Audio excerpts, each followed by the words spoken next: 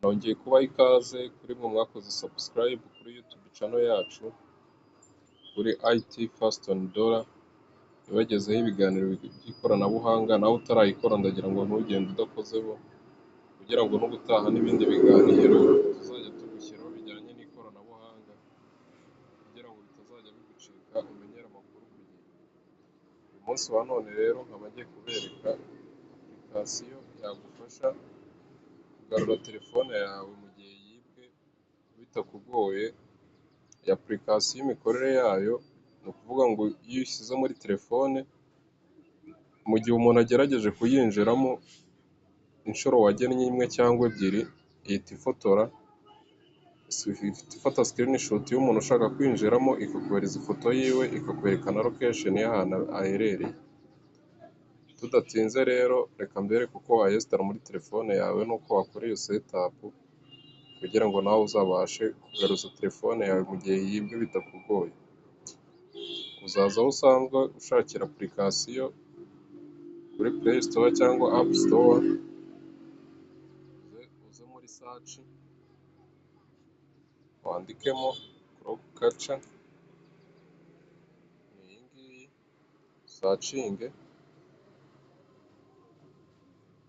Nimara kujya muri telefone yawe maze kwiyesitara, uzakanda open uyifungure, nuko application ifunguka. Ubwo icyo uba ugiye gukora ni ugusetinga uburyo ki izajya ihita yohereza ifoto kuri email bitewe na email wasizeho, ko izajya ihita yoherezaho iyo foto y'umuntu uri kugerageza kwinjira muri telefone yawe utabimuhereye uburenganzira. Ni ukuvuga ngo uzakanda continue, uze ukande n'ubundi ahangaha ukomeza. Aha gusa uhakanda mu gihe ukeneye ko aba ari pro baguhereza n'izindi option, ariko twebwe dukeneye kuyikoresha mu buryo busanzwe nta bindi tugiye kongeramo bidasanzwe. Ni ukuvuga ngo twebwe ubu ngubwo icyo tuzakora ni kimwe, tuzaza hano dusetinge,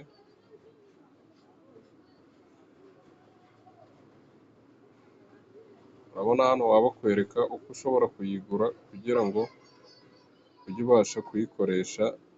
Noneho ubwo twebwe tuzakanda ahangaha kuri continue mu buryo bwo kuyikoresha bitagusabye kuba waraguze iriya license yayo. Hano tuzagena uburyo ki umuntu agomba kuyinjiramo, niba wakoresha patena cyangwa ugakoresha password isanzwe y'imibare, ahubwo biterwa n'uburyo ki wahisemo wayikoresha. Ariko njyewe reka mpitemo ubu buryo bwa pin isanzwe, kande continue,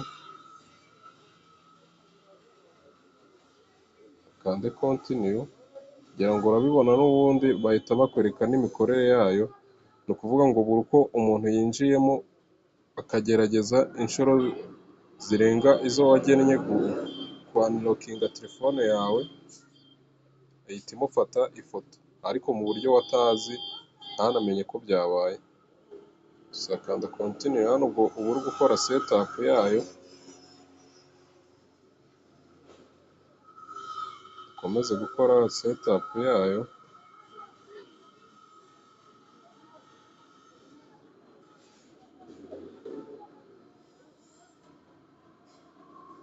kugira ngo hano urabibona ko hano bahita bakwereka ko ihita yohereza ifoto na location.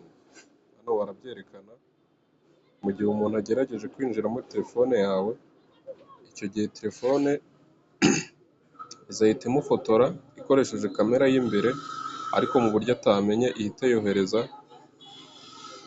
ifoto yiwe na location y'ahantu aherereye kuri email yawe. Hano tuzakomeza,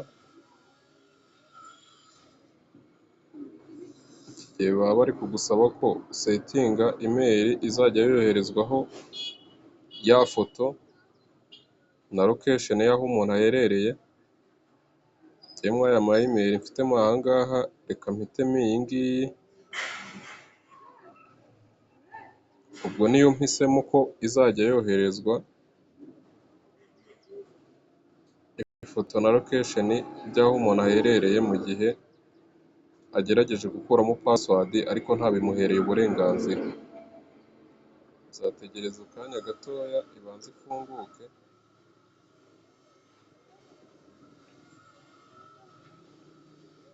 Kuvuga ngo icyo gihe telefone yawe uzaba uri kuyikorera setup ya sekirite ku buryo ahantu hose umuntu yaba akwibye ashyitse ushobora kwinjira muri email yawe ugahita ubona wa muntu uri kugerageza kwinjira muri telefone yawe. Igihe urabona ko bamaze kutwereka ko iyo email ariyo izajya yoherezwaho ifoto yafashwe n'izindi detaye zose z'ahantu aherereye. Ni ukuvuga ngo icyo gihe uzashyiraho email ufitiye password yawe. Ku bantu batazi gukora email na password, hari video ngufi yanabashyiriyeho, ushobora kujya gusura n'ubundi website yacu, ukareba YouTube channel yacu kuri IT Fast and Dollar, ukayisura ukabona buryo ki wakikorera email ukayiha na password kugira ngo ubone n'uko wabika dokima zawe mu gihe kirambye no mu gihe telefone yawe yagize ikibazo ukaba wabasha kubona dokima zawe. Icyo gihe rero tuzaba twamaze guhitamo email izajya yoherezwaho ya foto mu gihe umuntu agerageje kwinjiramo ariko inshuro zirenze imwe mu gihe atabiherewe uburenganzira. Uzakanda continue, utegereze gatoya.